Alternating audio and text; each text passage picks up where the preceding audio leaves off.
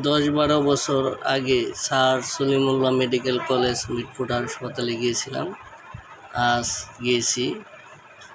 বিগত বছরগুলোর তুলনায় বর্তমানে এই হাসপাতালে চিকিৎসা মান আমার মতে ভালো। বিগত দিনে অনেক দালাল থেকে শুরু করে ওষুধ কোম্পানি রিপ্রেজেন্টেটিভের কারণে চিকিৎসা ব্যাহত হয়েছে। অনেক দালালরা হাসপাতালে মিসগাইড করে ক্লিনিক বা হাসপাতালে রোগী নিত। আমার মতে সরকারি হাসপাতালের এরিয়ায় 1 কিলোমিটার এরিয়ায় কোনো ডায়াগনোস সেন্টার ক্লিনিক নিষিদ্ধ করা উচিত।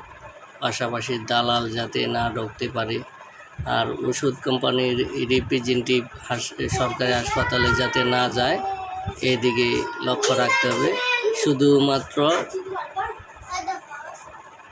প্রাইভেট প্র্যাকটিস এর অফিসে ওষুধ কোম্পানির রিপ্রেজেন্টেটিভ যাবে। যারা যায় তাদের কোম্পানির বিরুদ্ধে জরিমানা করা উচিত।